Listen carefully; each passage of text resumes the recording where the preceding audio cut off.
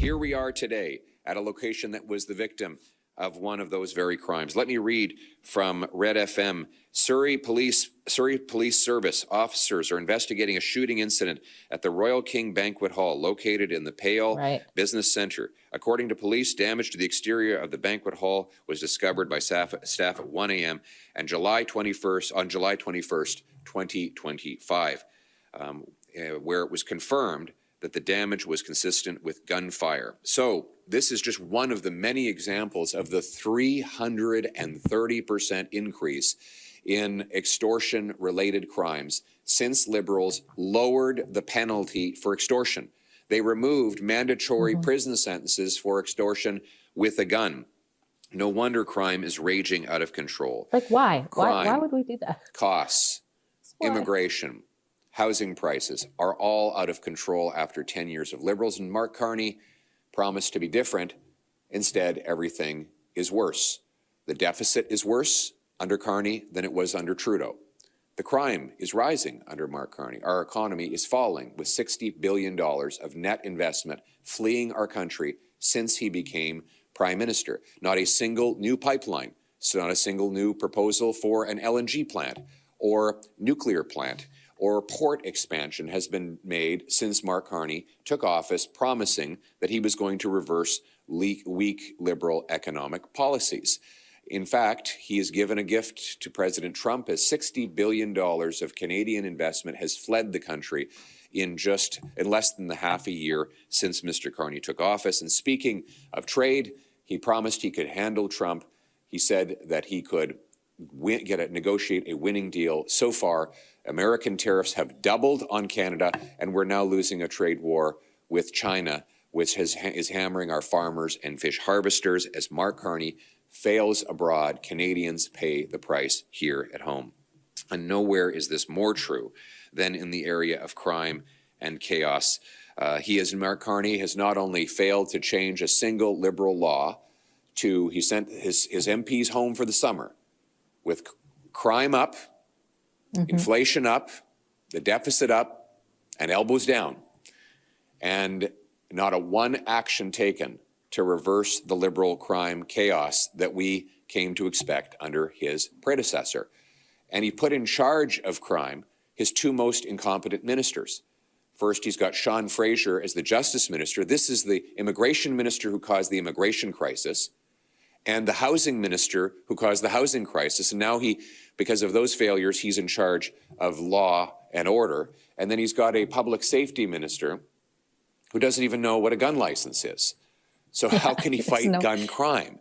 The incompetence that you have to have as a prime minister to name such terrible ministers would be laughable if it weren't so terrifying, because the people behind me today are paying the price for this insanity.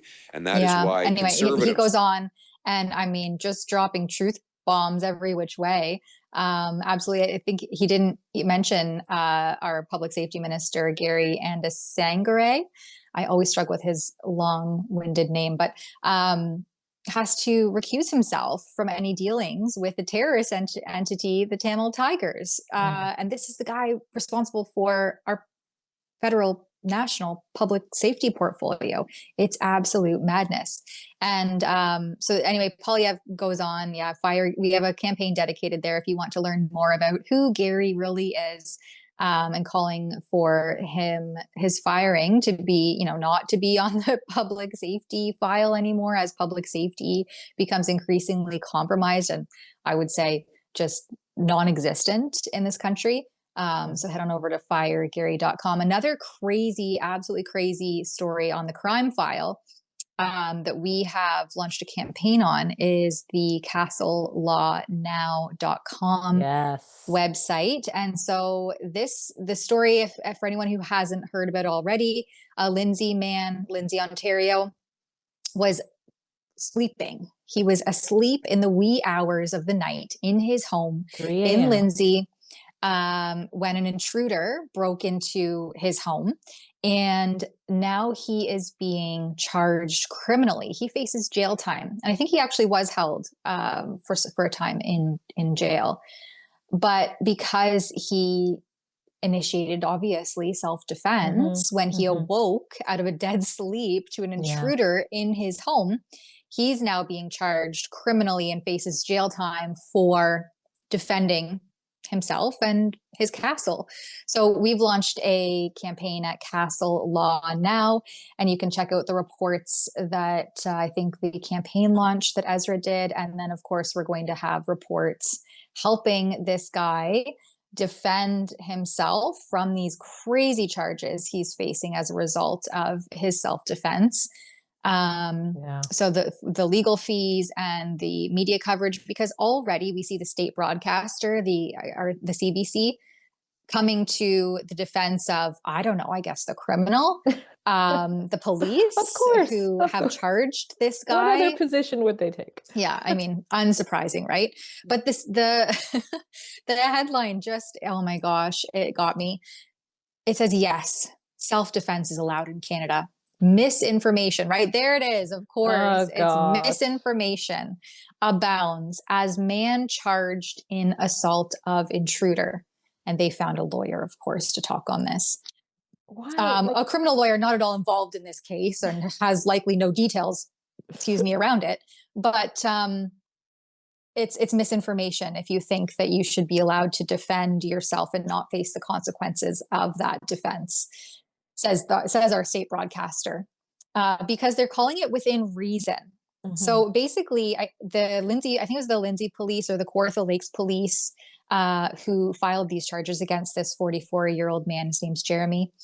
After the altercation, and this is from the CBC, left the alleged intruder. I don't think it's alleged that he was intruding, but anyway, left the alleged intruder with life-threatening injuries Monday morning in a small town northeast of Toronto. And police have provided a few details. So the CBC capitalized and brought in a lawyer to share this alleged misinformation with them. The intruder is also facing charges, but they're, from what I gather, in critical condition. They were airlifted to hospital following the incident. And I guess basically the Kawartha Lakes police came out with a press release and said that the force has to be reasonable. And so they're alluding to the fact that this homeowner used, I guess, unreasonable force when he was defending himself. And for me, that's the difference between us and the United States right there. And that's the problem. Yeah. And well, for me, I'm thinking, if I wake up in the middle of the night and somebody is in my home, I'm not thinking about what is reasonable or not. I'm just out to defend myself and ensure that my home is protected. I don't know if this guy has any kids, but I'm certainly concerned about the safety and well-being of my children if that were to, God forbid, occur. In the heat of that moment, how in the heck are you supposed to decide what is and isn't reasonable? That is just insane. You're literally in fight or flight, I would say, at that point. And obviously, this gentleman was in fight. It's like, can you fill out this form, please, and let me know? Do you have any weapons? Have you taken martial arts? Like, what the heck? It's 3 a.m. and an intruder is in your home. It should be safe and protected to assume that you need to defend your life at all costs. That should be a no-brainer. It's not in Canada. And I think there is way more of a deterrent in the United States where people know that, hey, if I break into this house, I might be faced with a force that is bigger than I was willing to come in here with. So we don't have that at all here. We have this fear that if you protect yourself, and it's not like it's a fist fight in a bar here where you get mad at each other and you start punching and then someone takes it out of control and pulls out a knife or whatever here. This, again, dead asleep, wake up 3 a.m. to an intruder in your home in the dark. And you have seen the absolutely weak response of police in recent years. I mean, Toronto police told residents and advised them to leave their key fobs at the front door so that an intruder, when they inevitably break into your house to steal your vehicle, that you don't have to suffer through an altercation because you'll just place it like neatly with a little bow at your front door in a nice little packaged box. Here, please take my key fob and don't hurt me. Like, this is the response of our police. This is absolutely insane. It's not like this guy could say, oh my gosh, there's an intruder in my home. I need to call the police and they'll be here in like 2 hours? He took He did, I think, what any reasonable person would do. And in that moment, you're not thinking about, oh, did I protect myself a little too much there? I Like, know. this Yeah. is just insane. And This we is can't horrible. rely on the police. And this is what happens when you have weak policing, weak laws, and your criminal justice system is a complete failure. You get, and I'm not saying that this is vigilantism that this guy engaged in. This was quite clearly, in my view, self-defense, but you will start to see more and more vigilantism because the police are no longer serving and protecting. And even if they are, our judicial system Yeah. and our federal justice system, and even to some degree the provincial justice system, I mean, all these levels are repeatedly failing to uphold the safety and security of Canadians and Ontarians and Torontonians, et cetera, et cetera. It trickles down. So what are people left to do exactly? Yeah, I believe it was the Vancouver police. I'm trying to find it, so don't quote me on that. But one municipal police in British Columbia that were expressing frustration with their charges not being upheld. It's like, yeah. Imagine being an officer. You find the bad guy. This is what you signed up to do. You track them down. You arrest them. You're keeping the public safe, and you hand it over to the province or to the feds. Nothing happens.